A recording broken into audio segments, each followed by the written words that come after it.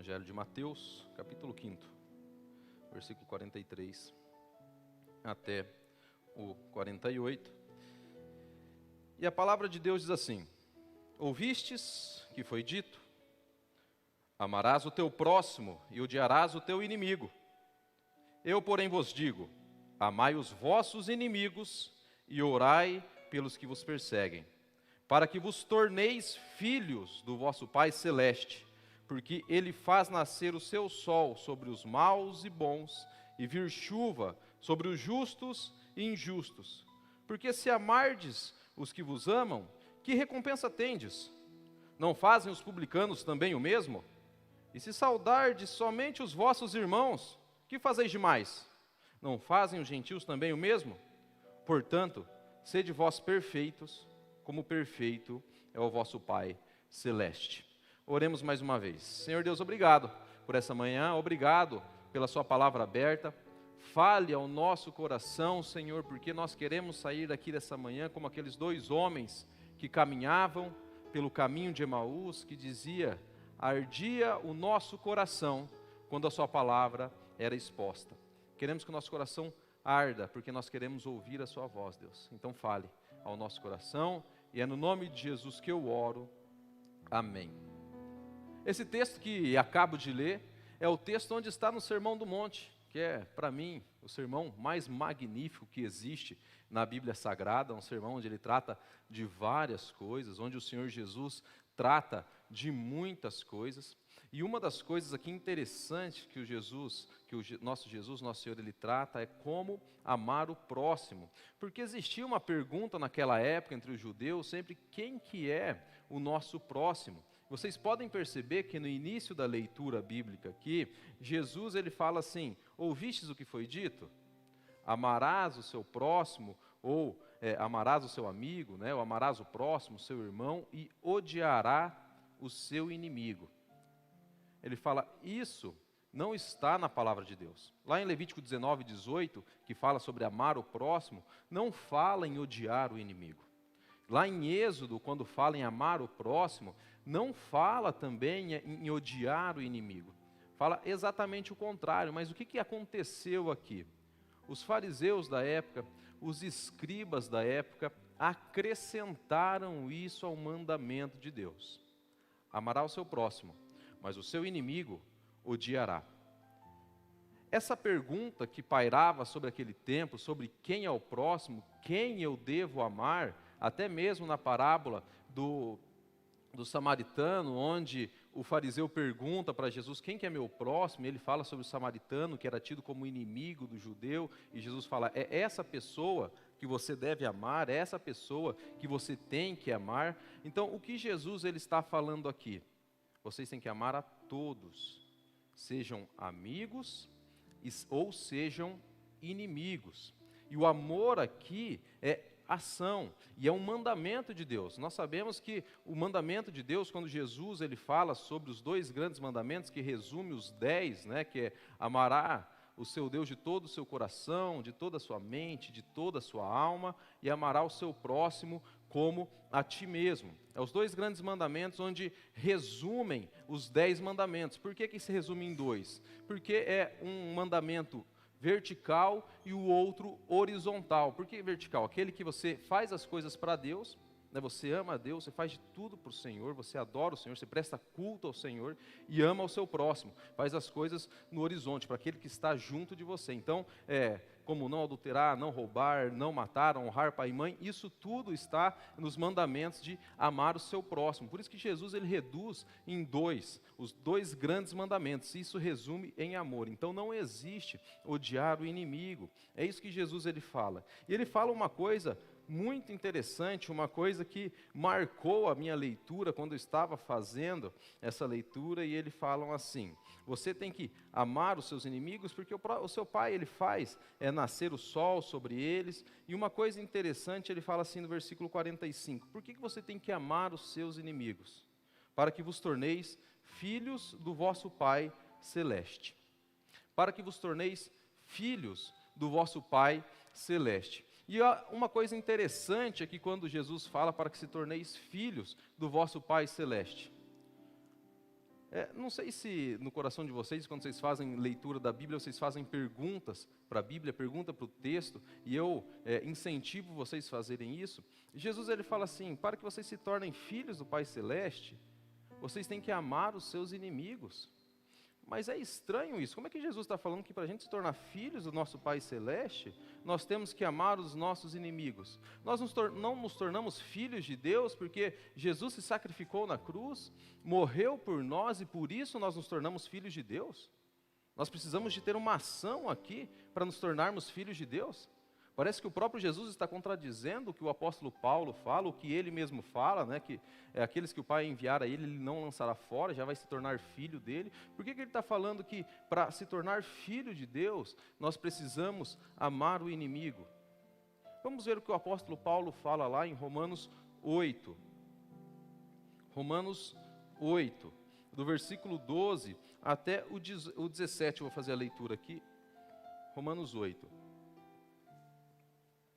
Ele fala de outra doutrina aqui, que é a doutrina da adoção, a teologia da adoção, que nós somos adotados em Cristo, né? Através do sacrifício de Jesus nós somos adotados, mas deixam marcado ali Mateus, que a gente vai retornar lá, só para a gente entender o que o apóstolo Paulo fala também sobre filiação. Ele fala assim, a partir do versículo 12, assim, pois, irmãos, somos devedores, não à carne, como se constrangidos a viver segundo a carne. Porque se viverdes segundo a carne, caminhais para a morte. Mas se pelo Espírito mortificardes os feitos do corpo, certamente vivereis. Pois todos os que são guiados pelo Espírito de Deus são filhos de Deus. Porque não recebestes o espírito de escravidão, para viverdes outra vez atemorizados, mas recebeste o espírito de adoção, baseados no que clamamos, Abba, Pai. O próprio Espírito testifica com o nosso espírito que somos filhos de Deus. Ora, se somos filhos, somos também herdeiros, herdeiros de Deus e co-herdeiros com Cristo. Se com Ele sofremos, também com Ele seremos glorificados. O apóstolo Paulo aqui ele fala sobre a adoção, ele fala assim, olha, vocês são filhos de Deus, e o Espírito Santo testifica isso no coração de vocês, vocês são adotados, o próprio Espírito Santo testifica no coração de vocês que vocês são adotados. No versículo 16 ele fala assim, o próprio Espírito testifica com o nosso Espírito que somos filhos de Deus. Ele está falando que nós não precisamos, então, amar o nosso inimigo para ser filhos de Deus? Porque nós já somos filhos de Deus? Não. O que o apóstolo Paulo está falando aqui no versículo 16? Se nós formos buscarmos, ou se pesquisarmos no original, a palavra grega, o que o apóstolo Paulo fala aqui, o Espírito de Deus fala, e fala no nosso Espírito que vocês são filhos de Deus, vocês são teknon, uma palavra que se remete a filho também no grego, que é teknon, que é filho pequeno, uma criança, um filho imaturo. O Espírito testifica que nós somos filhos pequenos. Quando nós somos adotados por Deus, quando Jesus se sacrifica por nós somos novos na vida espiritual, na filiação espiritual, somos filhos pequenos de Deus. Somos teknon. O que Jesus ele fala sobre os inimigos? Já é outro nome para filho. É huios, uma palavra do grego chamada huios, que é filho maduro, filho grande. Ele já é filho de Deus. Quando nós somos convertidos pelo Espírito Santo, quando nós somos regenerados pelo Espírito Santo, nós somos filhos de Deus, sim. Ele está falando aqui da palavra teknon, filhos pequenos. Mas Jesus chama aquelas pessoas para maturidade. Ele fala assim, sejam huios, filhos grandes de Deus, filhos maduros de Deus. É isso que Jesus fala. Para você mostrar que você tem o reino dos céus, para mostrar que você é salvo, você tem que se tornar um filho maduro de Deus. Isso mostra a sua salvação, isso não é consequência da sua salvação, é o resultado dela. O filho maduro, como diz aqui, ele é herdeiro do Pai. Então, eu queria caminhar sobre essa temática nessa manhã. Seja um filho maduro de Deus. Esse é o tema da manhã. Seja um filho maduro de Deus. Muitas vezes nós confundimos, e as pessoas confundem maturidade com idade, não é verdade? Às vezes a pessoa, quanto mais velha ela é, as pessoas falam mais madura ela é.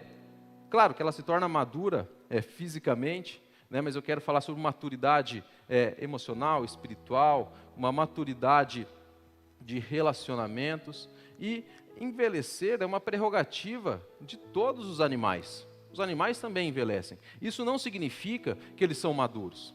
A maturidade é uma prerrogativa dos seres humanos. A maturidade é uma prerrogativa daqueles que querem amadurecer. Porque nós conhecemos, não sei se vocês conhecem aquelas pessoas que são mais velhas, que parecem que têm, 5, 6 anos em algumas atitudes, né? São imaturas em algumas atitudes. A idade não revela o que ela é realmente. Ela é mais velha, mas ela é uma pessoa imatura. Ou a gente vê também uma coisa muito complicada que está acontecendo nos dias de hoje, muitas crianças que estão sendo adultizadas, na verdade, não passando pelo processo, pelo período que elas têm que passar, de crianças, adolescentes, mas a maturidade, ela é uma prerrogativa de todos na esfera e na área e na faixa etária onde nós estamos. Se você é um jovem, se você é uma pessoa mais velha, nós temos ainda o que amadurecer, o que crescer. Né? E Jesus nos chama para sermos filhos maduros de Deus. E uma prerrogativa da maturidade, ele fala: amem os seus inimigos. Isso mostra que você é um filho maduro de Deus.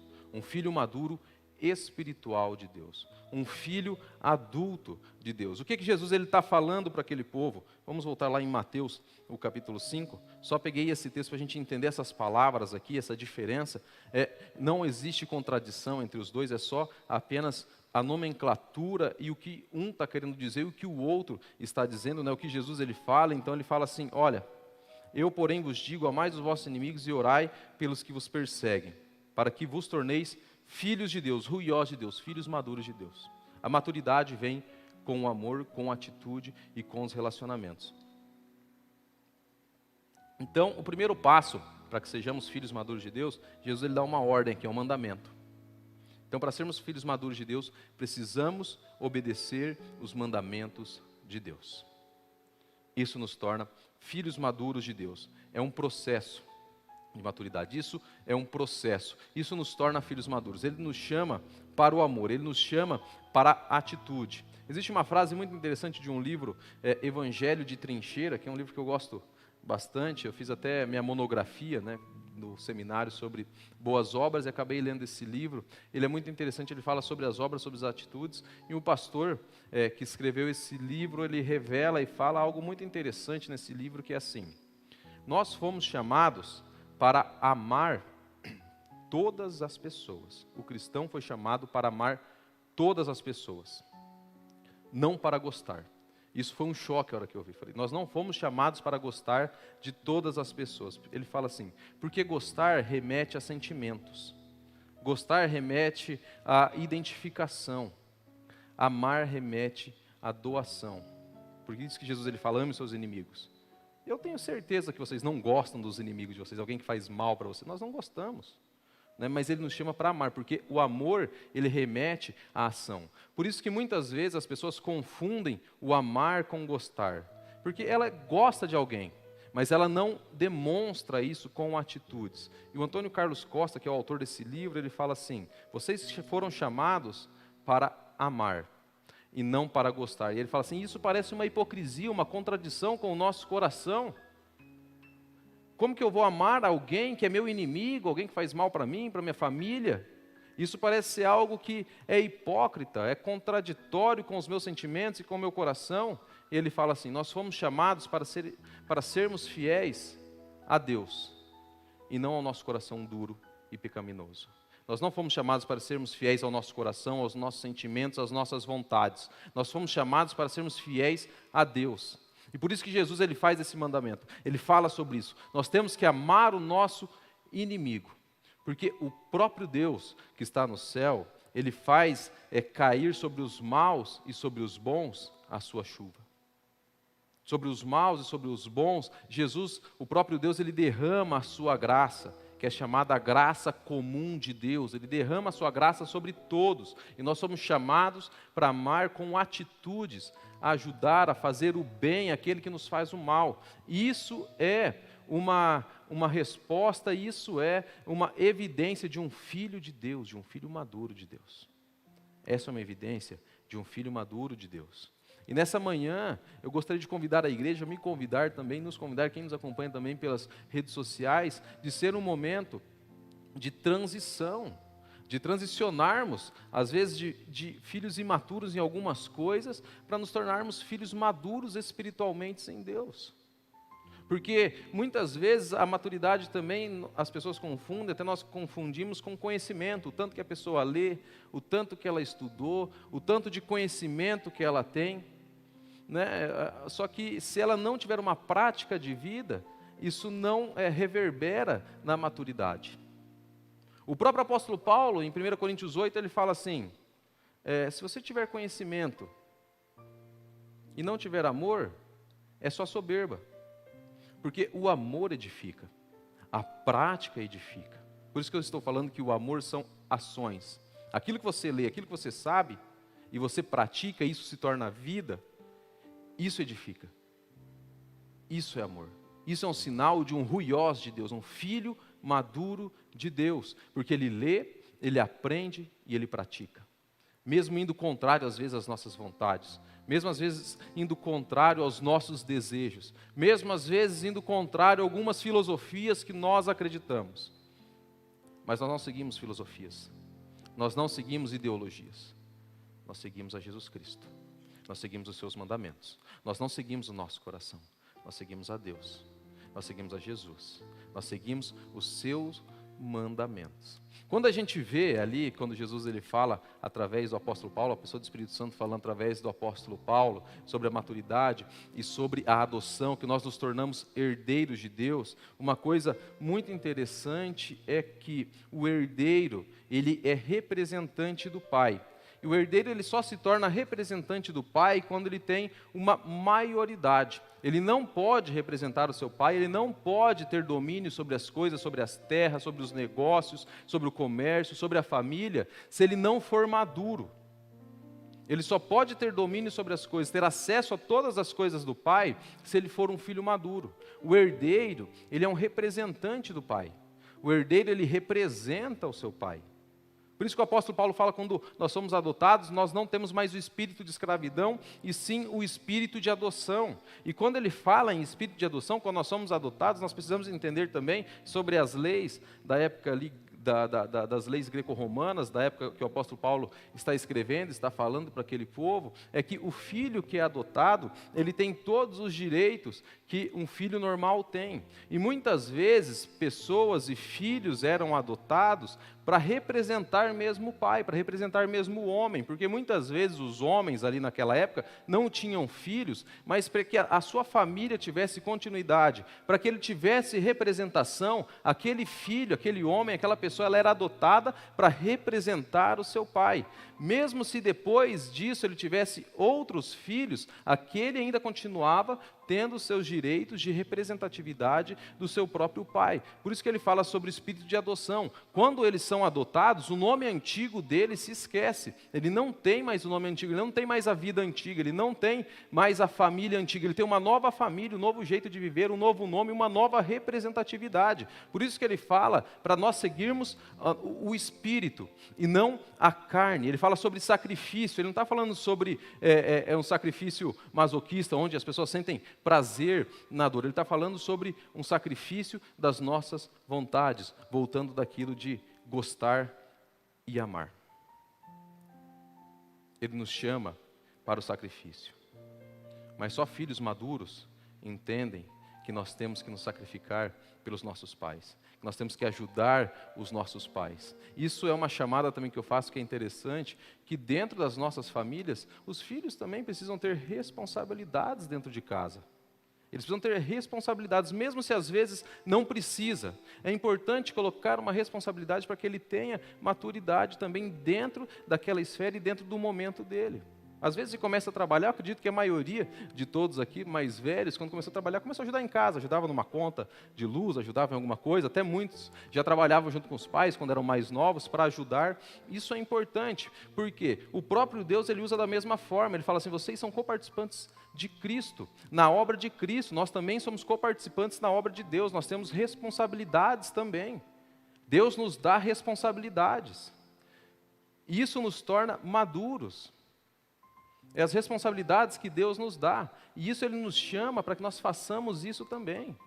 Os filhos também, é uma chamada, os jovens estão lá embaixo, né? Mas para que nós tenhamos responsabilidades e ajudemos as nossas casas, da forma que nós podemos ajudar as nossas famílias, como nós podemos ajudar dentro das nossas limitações, mas termos responsabilidades. Isso nos torna filhos maduros. Muitas vezes, e já ouvi algumas vezes, de algumas pessoas, às vezes até que já têm filhos, que falam assim: essa geração está muito mimada, essa geração está muito mimizenta. Vocês já ouviram essas frases? Algumas pessoas já falaram. Mas a pergunta que eu faço para vocês, e para nós, e para mim: quem está deixando essa geração mimada? Quem está deixando essa geração mimizenta? Porque é fácil chegar e criticar, falar, essa geração está mimada, mas nós temos responsabilidades também. Nós temos responsabilidade nisso também. Porque uma coisa que o próprio Jesus ele fala, ele está dizendo aqui, existem filosofias de mundo, existem ideologias de mundo. Muitas vezes entendo que os pais, eu não sou pai ainda, mas eu acho que quando eu vou ser alguém que irá mimar bastante, eu vou ter que cuidar com isso. Mas nós temos que dar responsabilidades. Nós temos que dizer não. Nós temos que dar coisas para que sejam feitas, para que eles entendam e sejam coparticipantes da família e da casa. Por que eu digo isso? Muitas vezes, se um pai não disser não, não colocar limites, Deus coloca. Deus vai dizer não. Deus vai fazer esperar. Deus vai colocar dificuldades. Ele vai precisar ser um filho maduro para passar por isso. E nós somos responsáveis por isso também.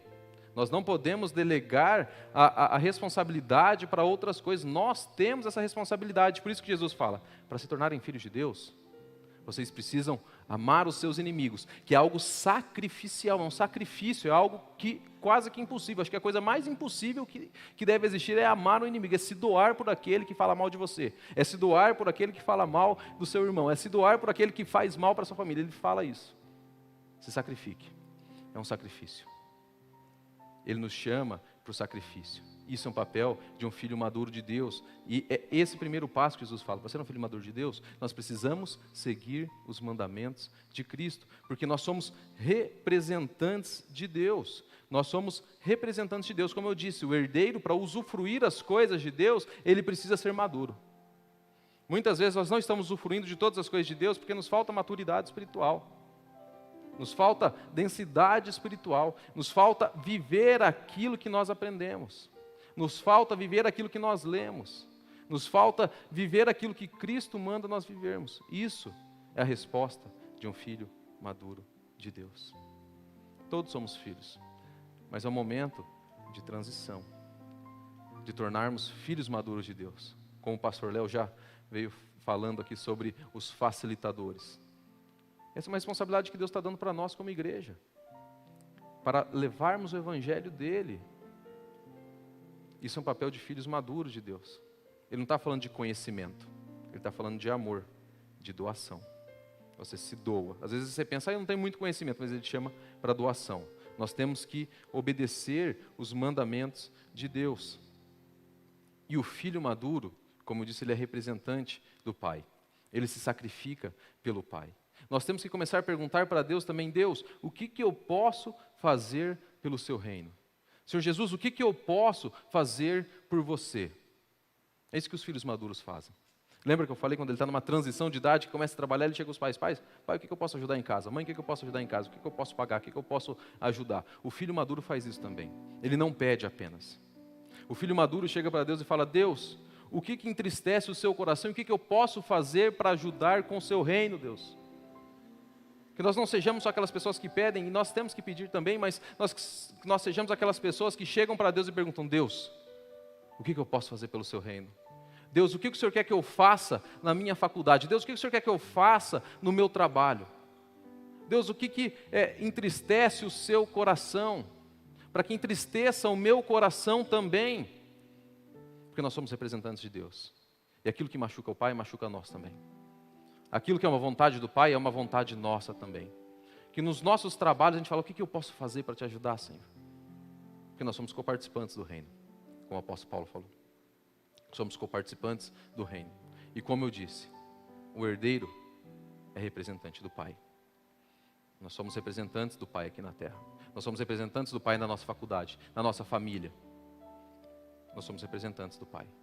E nenhum sacrifício é tão grande para que nós possamos representá-lo. Quando eu era pequeno, tinha mais ou menos uns 7, 8 anos de idade, eu fiz aniversário, no dia do meu aniversário.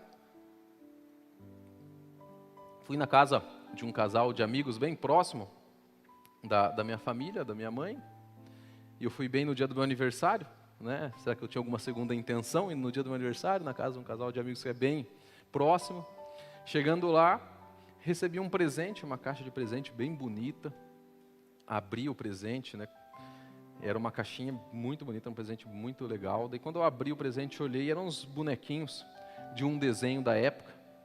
E quando eu olhei, a primeira coisa que eu falei, nossa, não gostei, esse desenho aqui é muito ruim. Eu prefiro o outro desenho.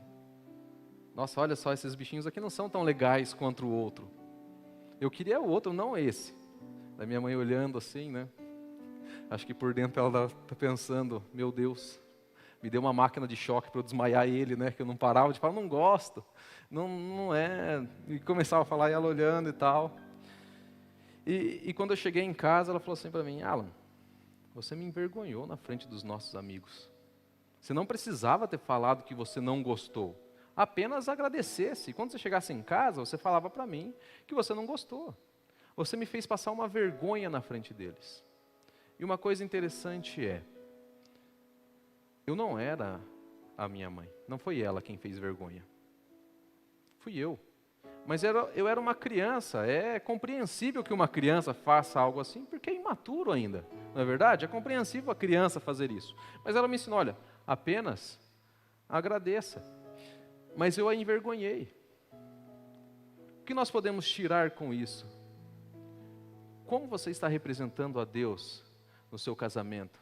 Como você está representando a Deus no seu trabalho? Como você está representando a Deus na sua faculdade? Como você está representando a Deus na sua família?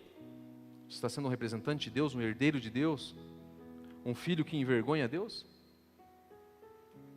Um filho que através das suas ações, das suas atitudes, envergonha o Evangelho de Deus? Ou você está sendo um filho maduro de Deus? Lutando contra vontades, lutando contra os desejos. Porque onde nós estamos, se você está no seu escritório, você é um representante de Deus. Se você está na sua faculdade, você é um representante de Deus. Se você está na sua família, você é um representante de Deus. E todas as ações que nós tomamos reverberam na nossa filiação a Deus, porque nós somos herdeiros e representantes de Deus. Ame seu inimigo para se tornar um filho de Deus. Muitas vezes temos que sacrificar nossas vontades, nossos desejos, para nos tornarmos filhos de Deus. E como eu disse, esse sacrifício não é um sacrifício masoquista de sentir dor, de sentir prazer na dor, de sentir prazer no sofrimento. Esse sacrifício é lutar contra os nossos desejos, nossas vontades, que nós somos impelidos pelo Espírito Santo. Nós não somos forçados, mas com doçura e poder o Espírito Santo nos mostra que nós somos filhos de Deus. E através do Espírito Santo de Deus, nós fazemos boas coisas. Não para que sejamos salvos, mas porque nós somos salvos e somos representantes de Deus. Não é uma consequência para que nós sejamos salvos. Não é um resultado para que sejamos salvos, mas é uma consequência da nossa salvação. Assim nós mostramos que somos ruiós de Deus, filhos maduros de Deus. E esse é um momento de transição. Às vezes nessa manhã nós precisamos amadurecer em algumas coisas espiritualmente. Precisamos nos sacrificar em algumas coisas espiritualmente, algumas vontades nossas. O próprio Jesus, um pouco antes aqui, ele diz assim, olha, se o seu olho te faz pecar, arranque ele fora. Se tua mão te faz pecar, arranque ele fora. Ele não está falando para a gente se mutilar, mas ele está falando para a gente lutar contra os nossos desejos e seguir o mandamento de Deus. Isso é sacrifício, é sacrificial. Desde o início aqui que Jesus está falando sobre os mandamentos, ele fala assim, olha, vocês ouviram falar nos antigos sobre o homicídio, ele fala assim, se você já matou no seu coração, então você já cometeu homicídio. Ele fala sobre adultério, você ouviu falar sobre o adultério, mas se você já olhou com olhos impuros, você já adulterou. Ele fala assim, lute contra as suas vontades, se sacrifique. Isso é um sacrifício. Amar o inimigo, acho que é o sacrifício maior que tem. Mas ele nos chama para pequenos sacrifícios e para que sejamos representantes de Deus aonde nós estamos. Ele nos chama para que sejamos filhos maduros de Deus aonde nós estamos. Ele nos chama para representá-lo aonde nós estamos. Ele nos chama para doação, para nos doar. Ele fala assim: busca em primeiro lugar o reino de Deus. Busca em primeiro lugar o reino de Deus, as vontades de Deus. As demais coisas serão acrescentadas. A nossa vontade é buscar o reino de Deus. Que essa seja a vontade do nosso coração. Buscar em primeiro lugar o reino de Deus e as suas coisas, os seus mandamentos, a sua vontade. É orar nas nossas orações e falar: Deus, eu quero ser uma resposta de oração. Eu quero ser a resposta de oração para esse mundo. Deus, eu quero ser um filho maduro de Deus. Eu quero ser um filho maduro seu. Eu quero chorar as suas lágrimas também. Muitas vezes nas redes sociais nós somos umas feras escrevendo, mas nas nossas atitudes como cristãos somos pequenos pinchers. Eu me lembro de um amigo que sempre falava para mim assim, e eu falava para ele: olha, precisamos, eu falava assim: olha, acabou a água aqui, o galão de água aqui, precisamos trocar. Ele falou assim: por que você está falando para mim? Se Deus te mostrou, vai lá e faça. Muitas vezes nós vemos as coisas, nós falamos e terceirizamos. Se Deus está te mostrando, vai lá e faça. Sejamos as respostas de oração que nós pedimos. Como a irmã Gil falou aqui, para orar, temos que orar, buscar. Muitas vezes falamos: nossa, está com muitos problemas, mas nós nem viemos orar na segunda-feira, é um sacrifício vir. Mas não é um sacrifício tão grande. Precisamos ser filhos maduros de Deus. Precisamos ser resposta de oração de Deus e falar: Deus, qual é a sua vontade? O que eu posso fazer pelo Senhor? Uma vez um fazendeiro, ele ia viajar, ia ficar 3 meses fora da cidade. E ele chegou e chamou o caseiro, falou: olha, eu vou viajar, mas você vai ser o meu representante, tá bom? Eu cheguei no comércio já falei com todas as pessoas do comércio, tudo que você precisar comprar, você compra em meu nome. Já deixei certo. Eu vou viajar e você compra todas as coisas em meu nome. O fazendeiro foi viajar, deixou o representante ali, o caseiro ali, e quando o fazendeiro chega, depois de 3 meses de viagem, ele olha o mato alto, ele olha os bichos, uns bichos mortos já, outros bem magrinhos, a casa meio suja, cheia de teia de aranha, a casa dele, a casa onde ele ficava. Ele falou: onde será que está o caseiro? E ele vai até a casa do caseiro, a casa pintada, uma Hilux na garagem. Ele vai entrando na casa do caseiro, uma televisão de 150 polegadas, nem sei se existe, uma televisão grande.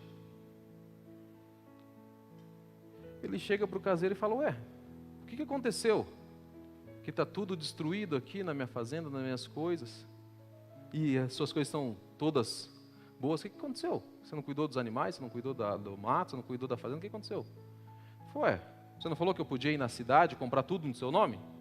Eu fui, comprei tudo no seu nome, pintei minha casa, comprei um carro, comprei uma televisão, olha a minha televisão. Ele falou: olha, você não entendeu.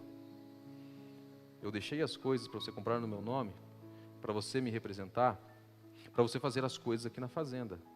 Não para o seu benefício próprio. Você foi representar a minha fazenda. E é isso que Jesus fala para nós. Nós somos representantes dele aqui. O quanto nós nos doamos para ele, ou o quanto nós queremos apenas que as nossas vontades sejam feitas. O quão egoísta nós somos, porque isso é prerrogativo de filhos imaturos. Nós vemos quando crianças estão brigando por um brinquedo, né? É coisa de filho imaturo, mas Deus fala assim: olha, vocês são representantes em todas as coisas, mas para que a minha vontade, o meu reino, seja estabelecido aqui nessa terra. Não as suas vontades em primeiro lugar. Busque em primeiro lugar o reino de Deus. Seja feita a sua vontade, como nós oramos no Pai Nosso, assim na terra como é no céu. Que seja feita a sua vontade. O que nós estamos fazendo para que o reino dos céus, para que o reino de Deus seja estabelecido aqui? Ou nós estamos buscando apenas as nossas próprias vontades? Buscando apenas o nosso próprio sucesso, o nosso próprio desejo, os nossos próprios gostos? como esse fazendeiro, como esse caseiro. Deixou de cuidar das coisas de Deus, das coisas do fazendeiro, para cuidar apenas das coisas dele. Deus nos deixou como representantes dele aqui nessa terra.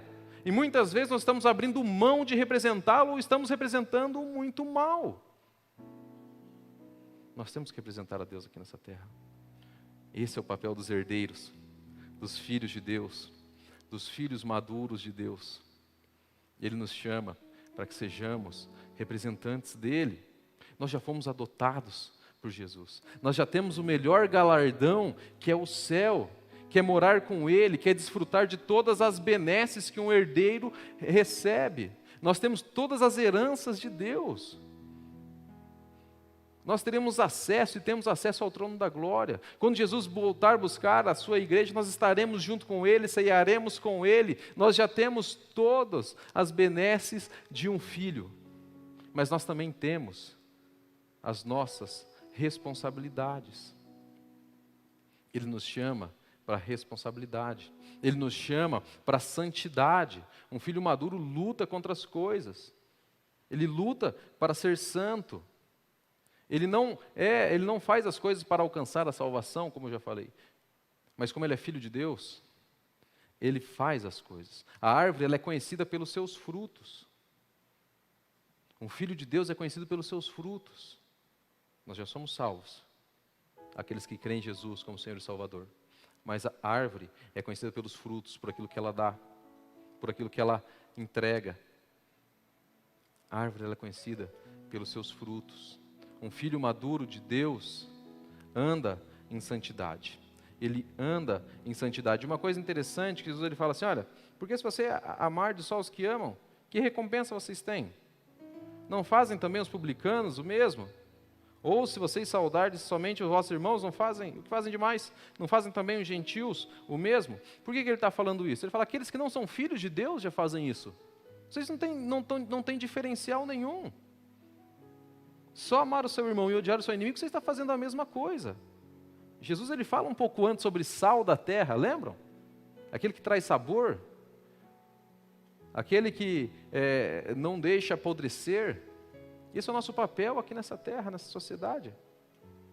Dar sabor para aquilo que não tem sabor, preservar aquilo que já está em apodrecimento, ou não deixar apodrecer. Como eu falei em umas pregações passadas, a igreja é a única esperança deste mundo. Nós somos a única esperança deste mundo, porque nós somos representantes de Deus aqui na terra. Se o reino de Deus vier aqui para essa terra, é porque nós somos representantes dele, com a autoridade dele, nós estamos exercendo a sua vontade. Ele nos chama para exercer a sua vontade como filhos, herdeiros e representantes de Deus. Ele fala assim, amem seus inimigos, faça aquilo que é muito difícil, que é sacrificial para você hoje. O que é sacrificial para você hoje, que você está lutando hoje? Ele fala, faça isso. Para que você seja um filho maduro de Deus, lute contra isso, para que você seja um filho maduro de Deus. Seja diferencial no seu trabalho, para que você mostre que você é um filho maduro de Deus. Seja um diferencial na sua faculdade, para que você mostre que você é um filho maduro de Deus. Seja um diferencial nas suas finanças, para mostrar que você é um filho maduro de Deus. Ele nos chama para sermos filhos maduros dele. Depois ele continua, portanto, sede vós perfeitos, como perfeito é o vosso Pai Celeste. Isso é algo interessante porque ele nos chama para a perfeição. E uma pergunta que faço é, existe alguém perfeito aqui? Existe alguém perfeito na Terra? Existe alguma pessoa perfeita? Não tem, né? Nós somos imperfeitos. Mas por que Jesus fala assim, olha, sejam perfeitos, porque o vosso Pai é perfeito.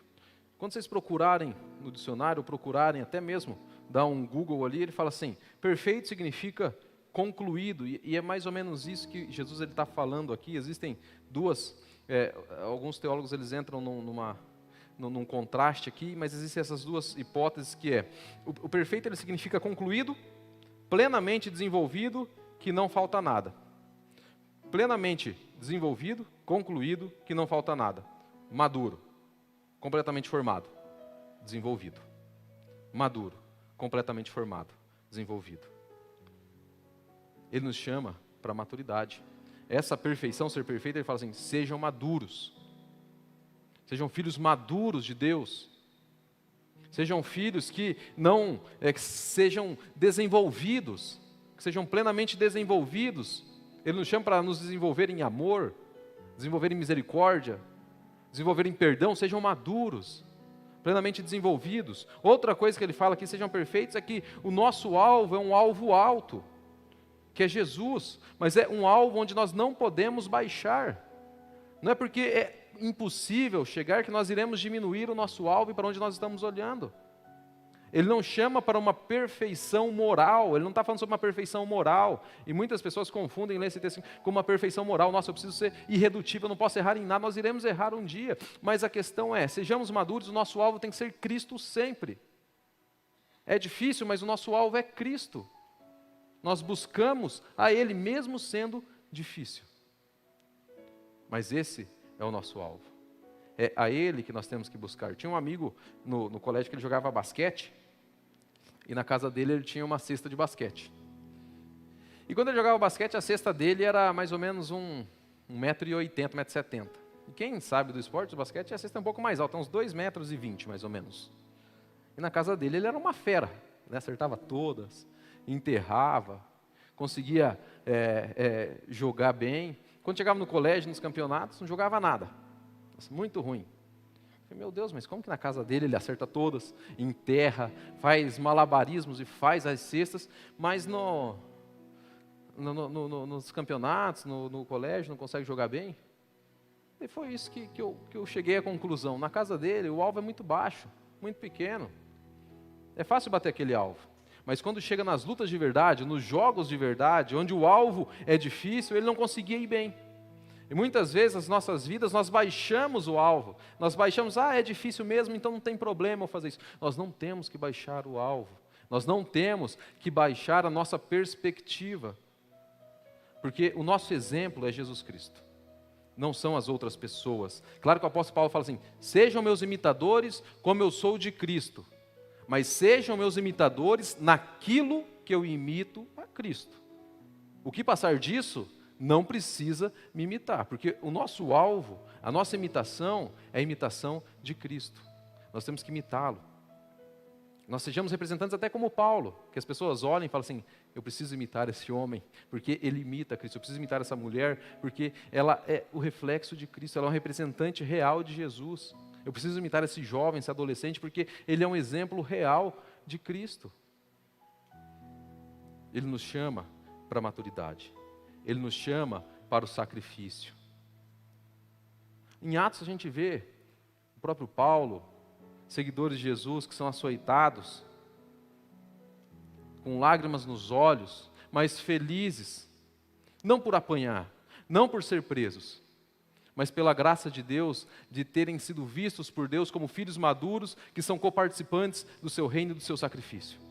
Que sejamos também como Simão de Cirene, o Simão Cirineu, aquele que Jesus estava caminhando com a sua cruz, ele vê Jesus derrubando, ele o ajuda, ele é participante do sacrifício de Cristo. Porque Cristo não aguentava? Ele aguentava, mas Jesus nos deixa participar do seu sacrifício. Ele nos chama para participar do sacrifício dele. Ele nos chama para participarmos do sacrifício dele. Isso é uma dádiva que ele nos dá. É uma dádiva que Jesus nos dá. Como aqueles que eram perseguidos, como Paulo que era preso, e ele se alegrava nas suas algemas, porque ele era tido como um filho maduro de Deus. Ele se alegrava porque Deus deu a oportunidade e viu nele um filho maduro que pode participar dos sacrifícios dele. Por isso nós temos que olhar para nós e falar, Senhor, o que eu posso ajudar o Senhor? O que eu posso me sacrificar pelo Senhor? O que eu posso fazer pelo seu reino onde eu estou? Havia uns irmãos, eu estou caminhando para o final já, moravianos, um grupo de oração lá do século XVI, um grupo cristão, protestante, os irmãos morávios, que hoje a região é a República Tcheca. Foi um homem pregar e ele falou sobre uma região, uma ilha, que ficava distante, e nessa ilha havia um homem com 2.000 escravos.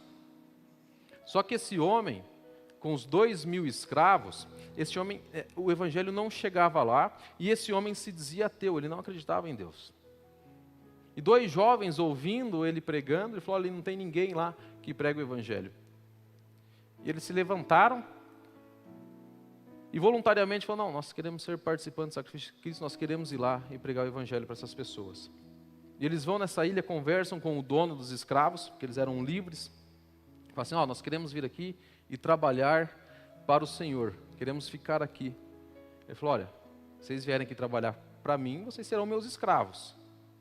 E outra coisa, uma vez escravo, vocês vão ser sempre meus escravos. Ele falou, não tem problema, nós queremos. E outra coisa, eu não vou pagar a passagem de vinda para vocês virem para cá. Vocês se virem e venham para cá. Ele falou, não. Os 2 aceitaram, se despediram da família, foram pegar o navio para ir, e com lágrima nos olhos, já se despedindo entre os 2, que eles não iriam mais se ver, provavelmente, sabendo que eles estavam entregando tudo, um sacrifício completo para Deus, para levar o evangelho para aqueles homens que eram escravos. E eles, quando estavam no navio, eles falavam em voz alta, digno é o Cordeiro de todo o sacrifício. Eles falavam em voz alta para que todos ouviam. Digno é o Cordeiro de todo o sacrifício. Digno é o Cordeiro de todo o sacrifício. Jesus já sacrificou por nós naquela cruz. Não há sacrifício maior do que o sacrifício dele na cruz. E aqueles homens estavam sendo coparticipantes do sacrifício de Jesus, dizendo, digno é o Cordeiro de todo o sacrifício.